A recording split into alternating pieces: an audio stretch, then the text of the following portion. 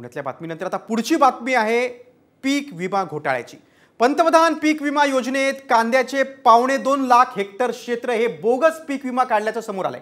शेतात काही नसताना तब्बल 1000 कोटीहून अधिक कांद्याचा पीक विमा काढण्यात आलाय। कृषी आयुक्तालयानं या गैरव्यवहाराच्या चौकशीचे आदेश दिलेत।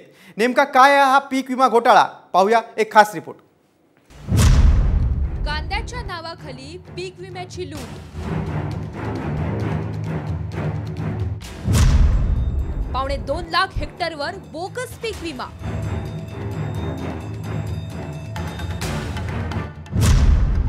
बोगस पीक विम्याची 7 जिल्ह्यांमध्ये चौकशी सुरू। शेतकऱ्यांना पिकांच्या नुकसानीची भरपाई मिळावी यासाठी पंतप्रधान पीक विमा योजना सुरू करण्यात आली। मात्र या योजनेमध्ये बोगस विमा काढून लूट केल्याचा पर्दाफाश झालाय।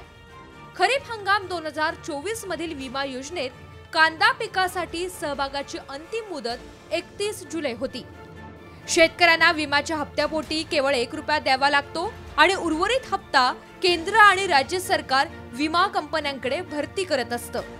कांद्याचं नुकसान झाल्यास तब्बल 46,000 ते 80,000 रुपयांची भरपाई शेतकऱ्यांना केली जाते। मात्र पीक विमा योजनेमध्ये कांद्याचे 2.25 लाख हेक्टर बोगस पीक विमा काढल्याचं समोर आलंय। शेतात काहीही नसताना तब्बल 1000 कोटीपेक्षा अधिक कांदा पीक विमा काढण्यात आलेला आहे। कृषी विभागाच्या आकडेवारीनुसार कांदा लागवड क्षेत्र फक्त 75,312 हेक्टर आहे। मात्र विमा अर्जामधील एकूण क्षेत्र 2,63,000 हेक्टर पर्यंत आहे। यामुळे या ठिकाणी पेरणी क्षेत्रापेक्षाही 349% जास्त क्षेत्र आहे।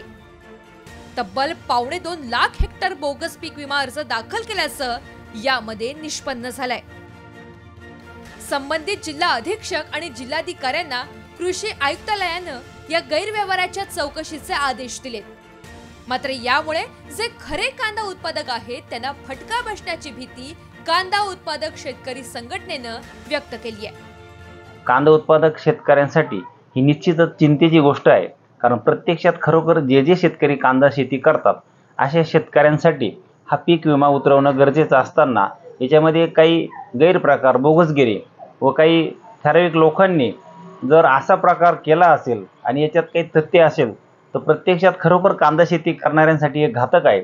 याची सर्वस्वी जबाबदारी ही महाराष्ट्र सरकारची आहे। राज्यातल्या 7 जिल्ह्यांमध्ये प्रत्यक्ष लागवडीपेक्षा कांद्याचं अधिक क्षेत्र दाखवण्यात आलं। बोगस पीक विम्याचा सुळसुळाट असलेले कोणते जिल्हे आहेत पाहूयात। नाशिक जिल्ह्यामध्ये 164 हेक्टरवर लागवड करण्यात आली आहे, तर 46,546 हेक्टरवर दावा करण्यात आलाय। तिकडे धुळ्यामध्ये 530 हेक्टरवर लागवड, मात्र 8,631 हेक्टरवर दावा करण्यात आलाय। नगरमध्ये 23,484 हेक्टरवर लागवड करण्यात आलेली असून 36,243 हेक्टरवर दावा आहे। पुण्यामध्ये 6,748 हेक्टरवर लागवड असून 36,215 हेक्टरवर दावा करण्यात आलाय।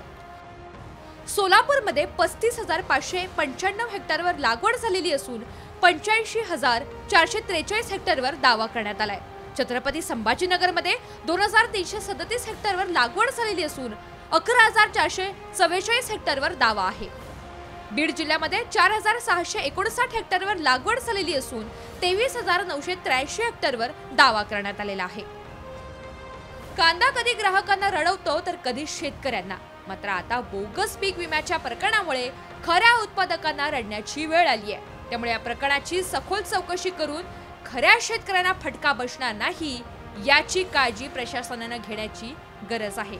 ब्युरो रिपोर्ट, साम टीव्ही।